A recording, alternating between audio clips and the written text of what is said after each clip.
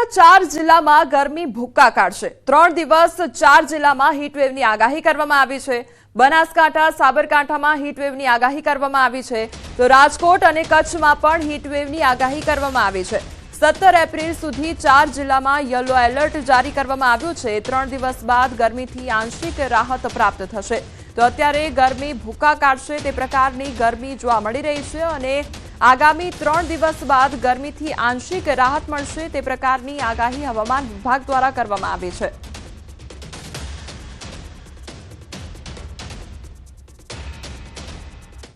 તો અત્યારે જે પ્રમાણે ગરમીનું પ્રમાણ વધી રહ્યું છે ત્યારે ક્યાં આગળ કયા પ્રકારનું એલર્ટ જારી કરવામાં આવ્યું છે, ક્યાં હીટવેવની આગાહી છે તે મેપના માધ્યમથી સમજીશું।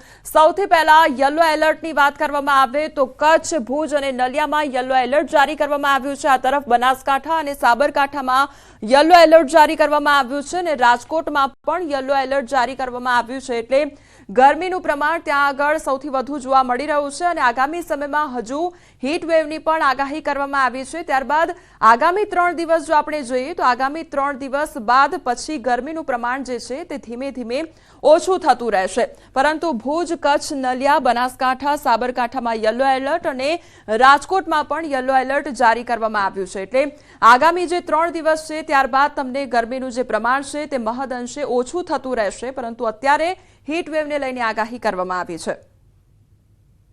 4 दिनों के लिए मैक्सिमम टेम्परेचर में 2 से 3 डिग्री की बढ़ोतरी का पूर्वानुमान है। उसके बाद 2 से 3 डिग्री का मैक्सिमम टेम्परेचर में गिरावट का पूर्वानुमान है और इसके साथ ही जो हीट वेव की वार्निंग है वो जहाँ जो डिस्ट्रिक्ट है जहाँ पे हीट वेव की वार्निंग है वो बनासकांठा, साबरकांठा, राजकोट और कच्छ के लिए 15, 16 और 17 की तारीख में हीट वेव की वार्निंग है और साथ में येलो अलर्ट जारी है। गुजरात राज्य में गर्मीए माजा मूकी है और राज्यना 11 शहरों में तापमान 40 डिग्री ने पार पहुंच्યું છે। કંડલા 43.6 डिग्री સાથે સૌથી ગરમ શહેર બન્યું છે। અમદાવાદમાં 42.9 डिग्री જ્યારે ગાંધીનગરમાં 42.5 डिग्री તાપમાન નોંધાયું છે। સુરેન્દ્રનગરનો પારો 42.7 डिग्री પર પહોંચ્યો છે, તો ભાવનગર અને રાજકોટમાં ગરમીનો પારો 42.2 डिग्री પર પહોંચ્યો છે। જ્યારે ડીસામાં 41.1, વડોદરામાં 40.8 डिग्री તાપમાન નોંધાયું, તો ભુજમાં 40.8 डिग्री, મહુવામાં 40.2 डिग्री તાપમાન નોંધાયું છે। આ તરફ સૌરાષ્ટ્ર, કચ્છ અને ઉત્તર ગુજરાતમાં આજથી હીટવેવની આગાહી કરવામાં આવી છે।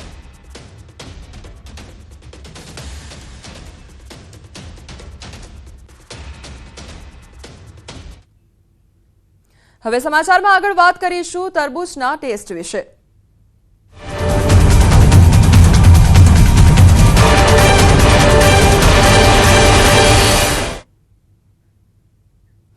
બજારમાંથી તરબૂચ ખરીદતા પહેલા હવે ચેતી જજો। તરબૂચના પરીક્ષણમાં થયા છે ચોંકાવનારા ખુલાસા।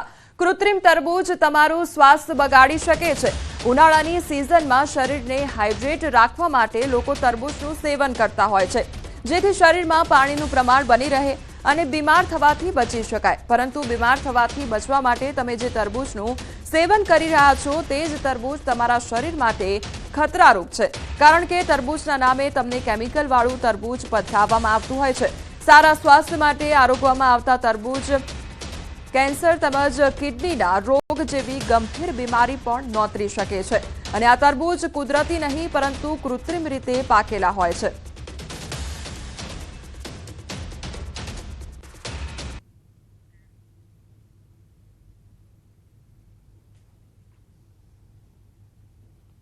ઉનાળાની આ સિઝન આવી ગઈ છે અને લોકો છે તે લૂથી બચવા માટે ખાસ તરબૂચ પણ આરોગતા હોય છે, કેમ કે તરબૂચમાં છે તે પાણીનું પ્રમાણ વધારે હોય છે। જો કે જે લૂથી બચવા માટે તરબૂચ આરોગતા હોય છે તે ક્યાંક ને ક્યાંક રોગને પણ આમંત્રણ આપતું હોય છે।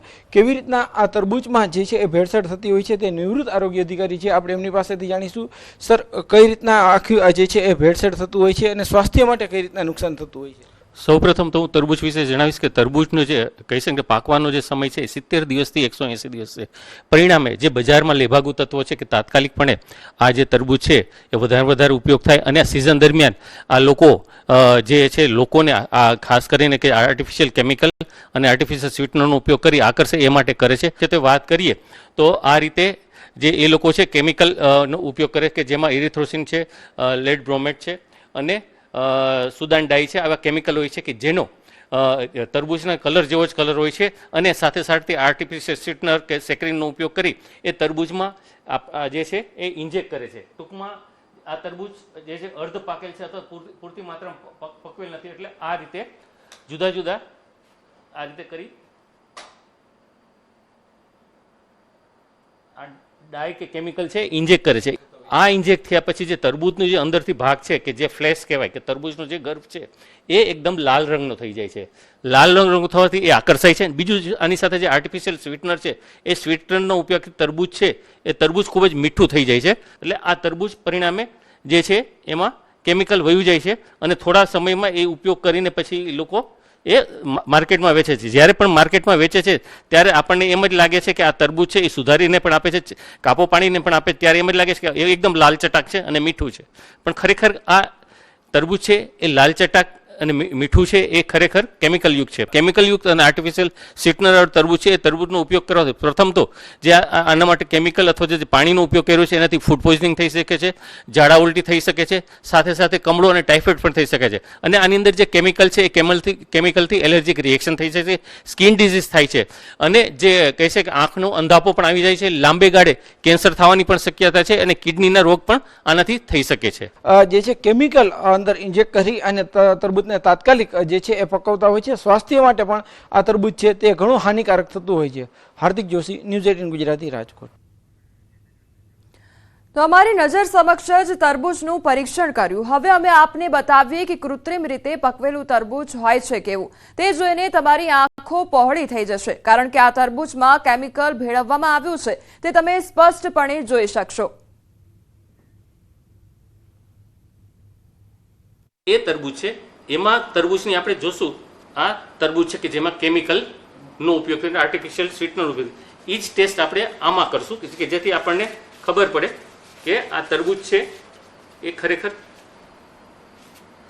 આ સિમ્પલ રાખવાનું છે. જોઈ શકો છો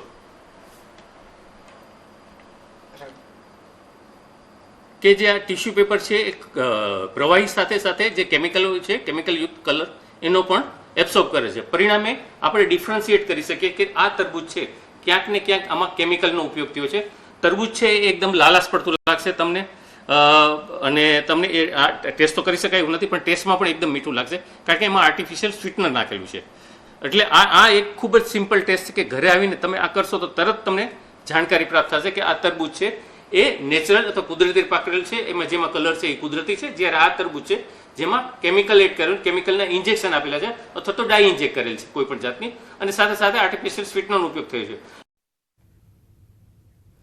નર્મદા પરિક્રમાની શરૂઆત 29 માર્ચથી થઈ ચૂકી છે અને જે 27 એપ્રિલ સુધી ચાલશે, જેથી નર્મદા જિલ્લા વહીવટીતંત્ર અને ગુજરાત યાત્રાધામ વિકાસ બોર્ડ દ્વારા પરિક્રમામાં આવતા ભક્તો માટે રસ્તા પર લાઇટ, સીસીટીવી, નાવડીઓ, હંગામી પુલ જેવી તમામ વ્યવસ્થાઓ કરવામાં આવી છે.